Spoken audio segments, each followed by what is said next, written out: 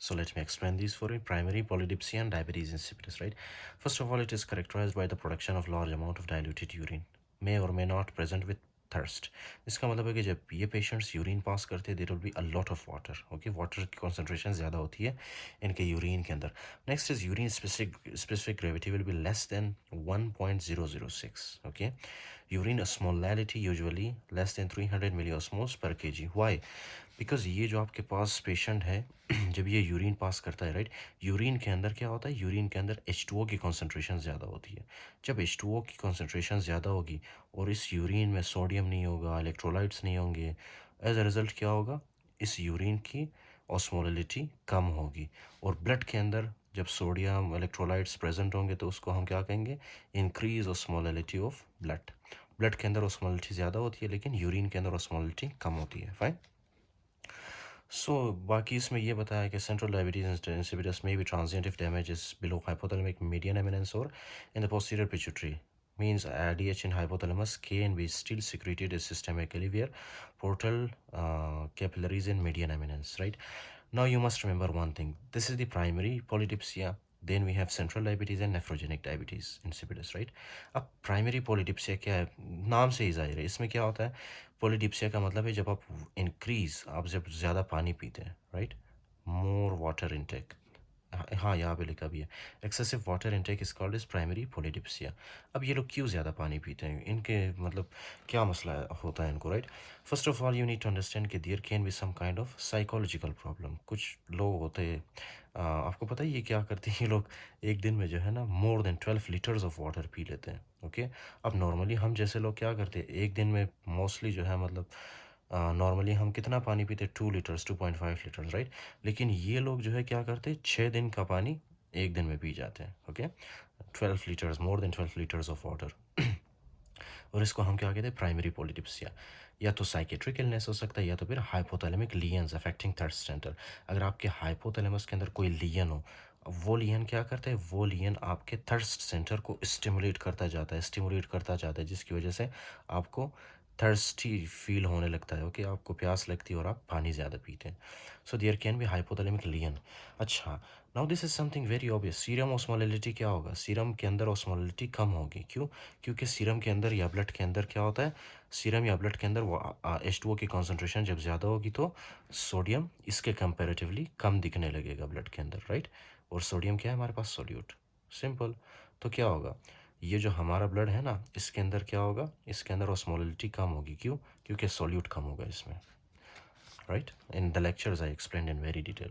Next is ADH level. ADH level क्या होगा, या तो ये कम होगा या तो फिर नॉर्मल होगा। Simple. Okay, water restriction, significant increase in urine osmolality more than 700 milliosmoles per kg। अच्छा, ये क्या है कि ये पेशेंट्स जब कुछ घंटों के लिए पानी पीना जो है रिस्ट्रिक्ट करते, कम करते, राइट, या पानी पीना बंद कर देते हैं, उसके बाद क्या होता है, उसके बाद जो है इनके यूरिन के अंदर, उनके यूरिन की जो ऑस्मोलिटी है ना, वो मोर देन 700 मिली ऑस्मोल पर केजी आता है। ओके, हो जाता है। क्यों? क्योंकि जो है लिसन, ओके, जब ये लोग वाटर रिस्ट्रिक्ट करेंगे ना, जब वाटर नहीं पियेंगे, तो इनके ब्लड के अंदर जितना भी फॉर एग्जांपल ये सोडियम होगा, सोल्यूट्स होंगे, right, they will start filtering from the fit kidney into the nephron. Okay, sodium होगा और बाकी कुछ इलेक्ट्रोलाइट्स होंगे, right. Now these electrolytes will come and they will appear in the urine. अब जब इलेक्ट्रोलाइट्स या सोल्यूट्स यूरिन के अंदर ज़्यादा होंगे तो उसकी वजह से क्या होगा, यूरिन की ऑस्मोलिटी बढ़ जाती है। ओके, कितना बढ़ जाता है यूरिन यूरिन का ऑस्मोलिटी, मोर देन 700 मिली ऑस्मोल्स पर KG. Next is desmopressin. Desmopressin administration इसमें नहीं देते। Okay, negative. Next is the treatment. Treatment में आप क्या करोगे, ऐसे पेशेंट्स को तो आप यही बोल दोगे ना कि वाटर रिस्ट्रिक्शन करें या मतलब पानी कम पिए, क्योंकि प्रॉब्लम कौन काज कर रहा है, पानी। Next is the central diabetes insipidus. इसमें क्या होता है, listen very carefully. Okay, there will be reduced ADH release. Do you remember these diagram I explained here? Tumour हो सकता है, हाइपोक्सिया, या तो फिर शिहान सिंड्रोम, या तो फिर पिट्यूटरी एपोप्लेक्सिया, मतलब कोई भी कंडीशन हो सकता है, राइट, जिसकी वजह से क्या होगा, एंटी डायरेटिक हार्मोन की सिक्रीशन कम होगी। या idiopathic brain injury, trauma, hypoxia, tumour surgery या इन्फिल्ट्रेटिव डिजीजेस हो सकते हैं, राइट, जैसे कि ट्यूमर वगैरह। अच्छा, इसमें सीरम ऑस्मोलिटी क्या होती है? इंक्रीज़ होती है ना। मैंने आपको बताया था कि इसमें जो है क्या होता है सारा वाटर ब्लड के अंदर से almost most of the water that will leak into the urine, और ब्लड के अंदर क्या होगा, वाटर की कमी होगी और सोडियम या इलेक्ट्रोलाइट्स इंक्रीज़ होंगे। जब ये इलेक्ट्रोलाइट्स इंक्रीज़ होते हैं तो इसका मतलब है कि सोल्यूट इंक्रीज़ हुआ है। जब सोल्यूट इंक्रीज़ होता है तो ऑस्मोलॉजी ज़्यादा होती है ब्लड के अंदर। Okay, right. उसके बाद है हमारे पास एडीएच लेवल। एडीएच लेवल तो कम होता है क्योंकि सेंट्रल डायबिटीज़ इंसिपिडस है, that is obvious. ADH level, ADH increase नहीं होगा ना, रिलीज़ नहीं होगा। ओके। वाटर रिस्ट्रिक्शन जब आप करते हो, नो चेंज और slight change in urine osmolality, right. ज़्यादा चेंज नहीं आता जब आप वाटर रिस्ट्रिक्शन करते हो इन पेशेंट्स में। डेस्मोप्रेसिन एडमिनिस्ट्रेशन जब आप करते हो, मैंने आपको बताया था, डू यू रिमेंबर डेस्मोप्रेसिन क्या है? डेस्मोप्रेसिन एडीएच हार्मोन की तरह काम करता है। डेस्मोप्रेसिन देते हैं तो डेस्मोप्रेसिन यहाँ पे आके एडीएच के रिसेप्टर के साथ बाइंड करता है और यहाँ पे एक्वापोरिन 2 के चैनल्स बनाता है, जिसकी वजह से ये वाटर यहाँ से रीएब्जॉर्ब होके वापस हमारे ब्लड के अंदर जाता है। फाइन। तो क्या होगा उसके बाद, यूरिन के अंदर वाटर होगा? नहीं होगा ना। तो यूरिन की ऑस्मोलिटी क्या होगी? यूरिन के अंदर जब वाटर नहीं होगा, इलेक्ट्रोलाइट्स, सारे इलेक्ट्रोलाइट्स यूरिन के अंदर आएंगे तो क्या होगा? यूरिन की ऑस्मोलिटी इंक्रीज होगी। कितना इंक्रीज होगा? More than 50%। ओके। ट्रीटमेंट में आप क्या करते हो? डेस्मोप्रेसिन। ये एमसीक्यू है आपके पास। Okay. Next is the nephrogenic diabetes insipidus. अब ये क्या है? ADH resistance. क्यों होता है ADH resistance? Mutation of V two receptors on collecting duct. Let me tell you this. Do you know this is the collecting duct? Okay, this and this is the cell. अब ये जो collecting duct का cell है, इसके ऊपर कौन सा receptor होता है? V two receptor. इस वी टू रिसेप्टर की म्यूटेशन होती है, या तो फिर लिथियम यूज़ करने की वजह से, या तो फिर हाइपोकेलेमिया की वजह से, right. I will tell you. तो वो वी टू रिसेप्टर्स क्या होते हैं इसमें? म्यूटेशन होती है उनकी। Okay, and that will lead to ADH resistance. अब ये होता क्यों है? कॉज क्या है इसकी? एक तो हेरिडिट्री है। हेरिडिट्री जैसे कि एडीएच रिसेप्टर म्यूटेशन, ओके, यहाँ पे जो बताया, या तो फिर किसी ड्रग की वजह से हो सकता है, example lithium.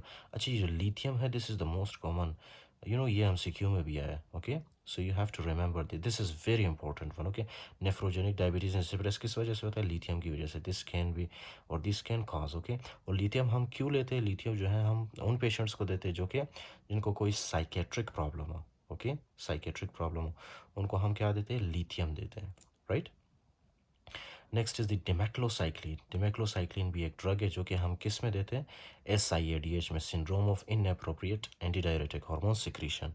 In the previous lectures in the SIADH lecture I explain this. Okay, here, यहाँ पे मैंने बताया था। अच्छा। या तो फिर हाइपर कैल्सीमिया या तो फिर हाइपोकैल्सीमिया की वजह से भी हो सकता है। ओके, उसके बाद सीरम ऑस्मोलिटी क्या है? सीरम ऑस्मोलिटी दोनों में इंक्रीज होता है, दोनों में। ओके, लेकिन एडीएच लेवल क्या होता है? एडीएच लेवल इसमें कम होता है। ओके, क्योंकि हमारा पिट्यूटरी ग्लैंड या तो फिर हाइपोथैलेमस में कोई मसला है, लेकिन इसमें हमारा एडीएच लेवल नॉर्मल होता है। क्यों नॉर्मल होता है?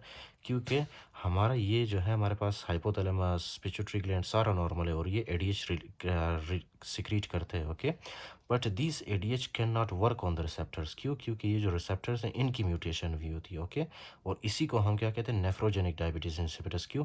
क्योंकि इसमें नेफ्रॉन नेफ्रॉन के म्यूटेशन की वजह से डायबिटीज इंसिपिडस हो रहा है। फाइन। सो नॉर्मल होगा या इंक्रीज होगा एडीएच, क्योंकि एडीएच प्रेजेंट होता है।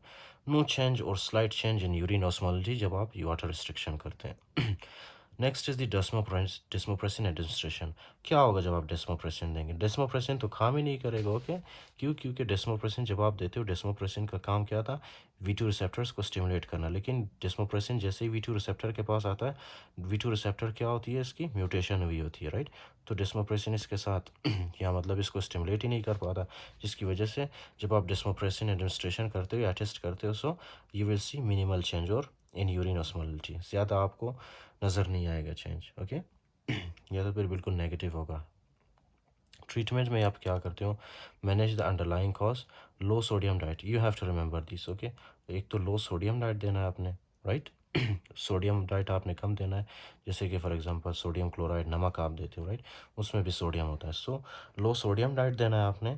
उसके अलावा हाइड्रोक्लोरथायजाइड, ओके, हाइड्रोक्लोरथायजाइड या डाययूरेटिक्स ये भी देते हैं लोग। Okay, it has paradoxical action actually on the nephrogenic diabetes insipidus, but still the people are giving these. Okay, this is used for the treatment, and sometimes amyloids या endomethacin भी देते हैं. Okay, right.